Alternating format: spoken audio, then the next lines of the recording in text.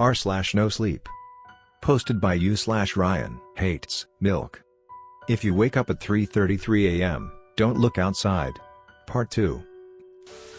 Deciding it would be best to look for Liam before returning to bed, I crept out of the room. I eventually found him, downstairs, on the kitchen floor, hugging his knees and crying. Even despite my current mood for my husband, he looked so weak and fragile, I couldn't help but hug him. The crowbar lay on the tiled floor next to him. "I've made it so much worse," he croaked. "He's never got that close before." "What do you mean?" I asked quietly, wiping tears off his cheek. "Why did you leave the room? You wouldn't move. You wouldn't answer me.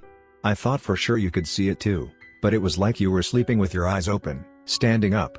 I came down here, and saw him, right out there." He pointed to the kitchen window. I glanced over, but couldn't see anything through the darkness. Liam swallowed, and spoke again, hands trembling. I opened the window, to yell at him, to scare him off, but it was like he was sliding towards me. But fast. Being pulled through the gap I was making, pulled inside. He was almost touching the glass by the time I slammed it shut. Liam broke off, and began crying again. "Oh God, I've made it so much worse." As I looked at the kitchen window, I did notice something. It was whisper faint, and fading still. I stood, and made my way to the window. If it wasn't for our neighbor's security light in the background, I'd never have made it out, but sure enough, on the window my husband said he'd opened, was a faint smear of condensation. The kind hot breath makes on a cold surface. I wiped at it with my fingers, but it didn't come away. It was on the other side of the glass. As I watched it fade away, I tried to reassure myself.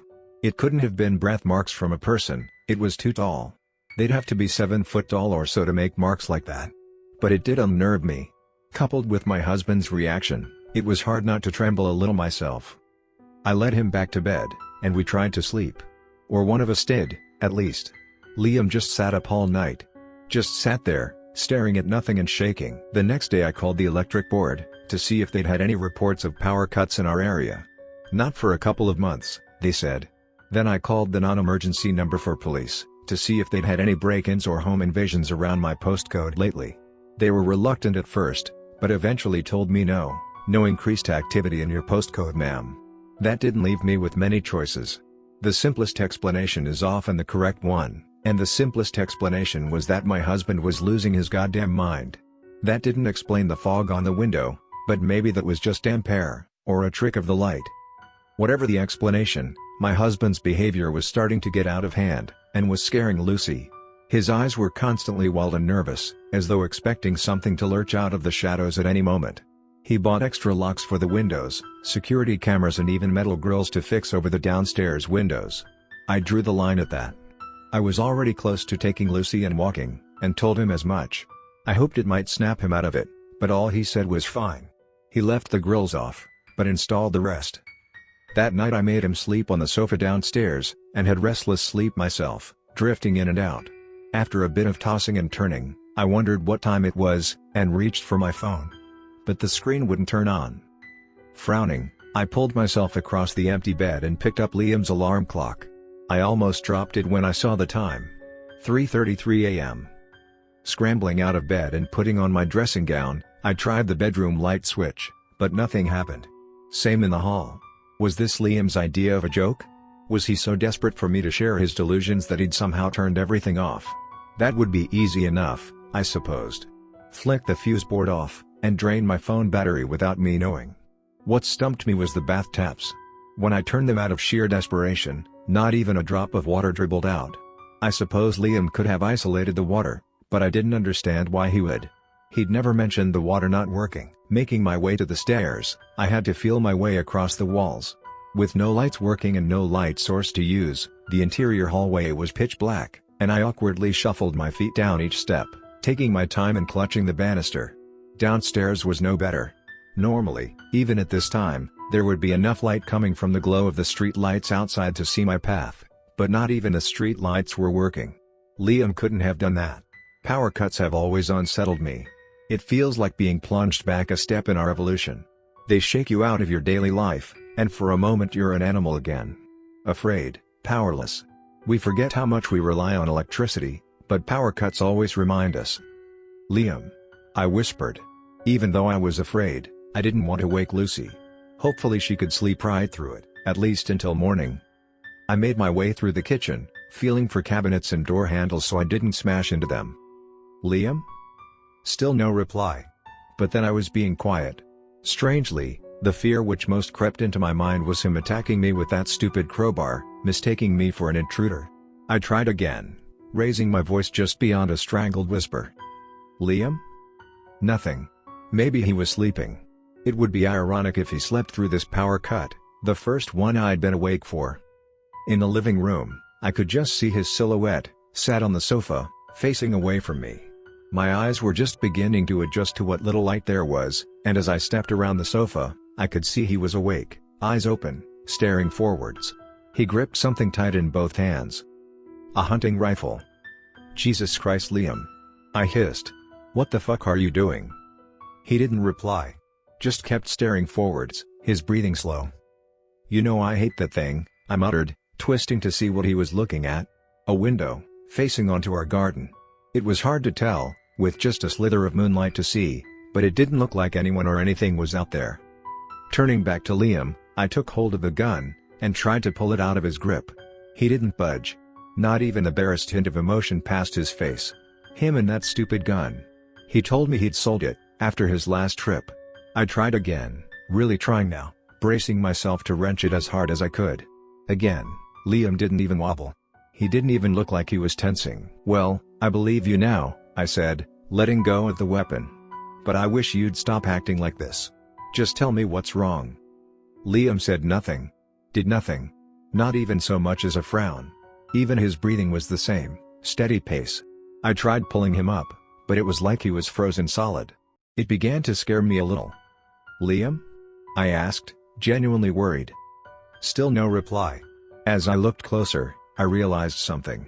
Liam wasn't blinking. I took him by the shoulders and tried to shake him, but he didn't even wobble. It was like trying to push a wall. That's when I remembered what he'd said the time he'd woken me up with the alarm. It was like you were sleeping with your eyes open. His words echoed in my mind, and a thought gripped me. One way to test if he was pretending. I raised a finger to his face, and slowly, carefully brought it to his eye. My finger pressed into the white of his eyeball, wet and squishy. Liam didn't so much as blink. I took an involuntary step back and clasped a hand over my mouth. Liam's body was here, but he wasn't. Sleeping with his eyes open. Comatose. Collapsing on the chair in front of him, my mind raced. Was this what he'd been going through? Every night? Trapped in this place where nothing worked, alone? He'd said it felt like hours. Surprisingly, that gave me some comfort. I could just wait. I could just wait until it was over. So, that's what I did. I sat in that chair, and tried to go to sleep. But no matter what I tried, I just couldn't seem to drift off. Try as I might, my mind was awake. Eventually I gave up, just sat there, waiting, shivering in the dark. It did feel like hours had passed, and still nothing worked. Occasionally I'd try again, just in case, whispering to my statue of a husband, with no reply. As I sat in that chair, willing time to creep forwards, waiting for the light to come back to the world, something else tickled the back of my mind. My husband had seen someone outside. Maybe I wasn't alone. The thought sent a chill down my spine, and my eyes darted amongst the black windows around me. Each one could be hiding someone. Whoever was out there, he had brought my husband to tears. I drew my knees up, clutching them for warmth. It didn't work. Goosebumps prickled my skin, and I wished my husband would say something. Anything. The way he stared at the window behind me with such intensity made me keep checking over my shoulder. Faced with an eternal wait and just my husband's vacant body for company, my glances to each window became increasingly desperate. Part of me wanted to see something. Just see something and have done with it. How long had I sat here? 4 hours? 5? I decided to stand, to stretch my legs and warm up, if anything. Creeping to the garden window my husband was facing, I gave a long, considering search amongst the dark, rustling leaves outside. But I couldn't see anything. Whether it was paranoia or something else, it felt like someone was watching me through the windows. They made me feel vulnerable. Exposed. I kept to the walls as I stalked around the room, only peeking the barest slither of my face around the window frame. The street outside looked as cold and alone as I felt. My eyes scanned across the cars and houses outside, but without the street lights working, It was hard to tell for certain. Everything was just black shadow against black night. Even the sky and my neighbors' houses seemed to blur into one single image. But as I strained my eyes against the dark backdrop, I spotted something that didn't belong. 2 little pinprick lights. Faint, like distant stars, but on the ground. Squinting, trying to make sense of it, I wondered if it was an animal. The lights were close enough together to be eyes, and the bony, straggly shapes above the lights looked like antlers. I realized the rest of it was blocked out by a parked car, and stood on my tiptoes for a better look. I almost screamed when I saw the rest of the body. A man's body. Standing perfectly still in the darkness. As the sound left my throat, whatever it was turned its head, antlers swaying in the night. The pinprick lights of its eyes erupted into twin torrents of light, blinding me. I threw myself out of view, hiding behind the wall, as a beam of pure white light flooded the room, illuminating my husband on the sofa, still clutching his gun, still motionless. That light moved with intent, searching, and I ran.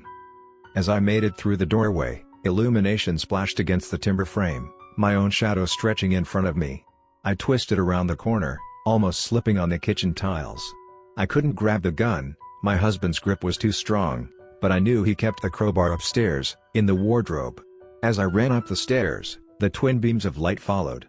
Passing the hall window, white light passed around the curtain, matching my pace, light spilling across its edges as I ran. Even though the curtains were drawn, whatever was watching me knew exactly where I was. Throwing open the bedroom door, I prepared to dive for the wardrobe, for some slim chance of defending myself. In the dark room, my eyes snapped to the only light. Crimson numbers, in the darkness, 3:33 a.m. Behind me, light splashed my shadow across the carpeted floor and I fell to meet it, too scared to scream, turning around expecting to see a figure with headlamp eyes and antlers, towering above me, but it was just the hall light. Distant gushing water came from the bathroom. The power was back. The water was back. I glanced around the bedroom, back at the alarm clock, tauntingly reading 3:34 a.m. Hard to say how long I lay there, gripping the carpet and sobbing. Gut-wrenching wails that hurt my throat. I didn't dare look at the clock. I just lay there, basking in the light. Knowing that means I was away from that place. Lucy found me, and maternal instinct swallowed my fears. I forced myself off the floor, and scooped her up, wiping away tears. I took her back to bed, wrapped a blanket around myself, and fell to sleep in a chair. "I believe you," I told Liam the next day, still in a wide-eyed state of shock. I was there. 3:33 a.m., everything was turned off. Even you. That last part made me cry again. Liam just held me as I trembled. I didn't mention the deer-headed man or his headlamp eyes. I didn't need to. Liam had seen him too. We both called in sick, and this time I said nothing when Liam fit the window grills. I even let him bring the hunting rifle into the bedroom. He propped it up against the wall, and we both lay awake all night, staring at the ceiling. Waiting. At 3:30 a.m., Liam sat on the edge of the bed and started to dress. When I asked him what he was doing, he sighed and said if you got trapped there, that means Lucy might one day too. He snatched up the rifle and lay it across his lap, head bowed. "If that happens, I can't protect you. Either of you." I could barely talk around a lump forming in my throat. What are you saying? What are you going to? I've sat here, night after night, and he just gets closer. The windows rattle so hard, Marie, it sounds like the whole frame is going to come loose. The doors creak and strain. Last time I heard something, climbing down our chimney, trying to get through the walls. I don't think I can wait. It's me he wants. Liam, I've got to do this, Marie. I can't just sit here. I've got to do something. Liam, I saw. He wasn't listening. Talking over me, too bullheaded, too stubborn. I've got to. The faint tick of the alarm clock silenced us both. Our heads snapped towards it in unison. 3:33 a.m. As soon as my eyes fell upon those crimson letters, they flickered to 3:34 a.m. And when I turned back, Liam was gone. In his place, a note. "I have to find out, Marie. Have to end it. Can't go on like this. I still love you. Even if you don't love me back. Look after Lucy. If you wake up at 3:33 a.m., don't look outside." I crumbled the note and ran, searching through the house for him. "Liam." I cried, "Liam, I saw him too." But my husband was gone. Front door open, cold night air spilling in. Car on the drive. Clothes in the wardrobe. The only thing he took was his gun. The next day was a sleep-deprived blur, Of police calls, family calls, and tears. And all the while I watched the clock stick closer. Second by second, creeping towards that time I was now more afraid of than anything. Well, almost anything. Liam was right. I had to protect Lucy. I could not let her experience that place. I just couldn't. So I tucked her in bed, and waited. Out of sheer exhaustion, I actually fell asleep. But when I woke, it was still pitch black. I didn't need to look at the clock with its crimson numbers to know what time it was. Outside, the wind howled. A garden gate battered open and shut. I wrapped myself tight in my sheet, and tried not to think what Liam had said, about rattling windows, and something climbing down the chimney. But there was a faint glow coming from behind the curtains. The street lights were still on, then. I snatched up my phone, but it wouldn't turn on. The wind swirled and raged. And with a creeping dread, I remembered our street lights cast an orange haze, not a pure, perfect white one. I knew in my bones what was casting that light. I don't know why I looked. Curiosity? Helplessness? Whatever it was, something drove me to peek behind the curtain. A deer's skull on a rotting body gazed up at me with headlamp eyes. As I stared, open-mouthed, it began to drift, glacier slow, towards me. It didn't walk. It floated. Slid. But to be honest, I barely saw it. My eyes had fallen on a second figure. A man of familiar height and build, clutching a hunting rifle. Where his eyes should have been were two, black, sunken pits, with distant pinprick stars. His head tilted. Snapped towards me. Those pits swelled into headlamps. High beams on a car. A lighthouse in the night. A spotlight on the stage. My eyes burned, but I couldn't pull away. Liam raised the rifle. Pointed it right at me. Tick. I staggered back. Streetlights flooded the road with an orange haze. The wind died to a murmur. Liam and that thing were gone. The clock read 3:34 a.m. That was last night. The police have a guard posted outside. They think I'm worried about my husband coming back. I suppose in a way, I am. But they could post 1,000 guards outside, and it wouldn't make a difference. None of them will be awake at 3:33 a.m. It won't stop. Now I've seen the thing outside, I know it's just going to get worse. Each night, a little closer. Each night, a little stronger. Liam didn't slow it down. He just gave it a way in.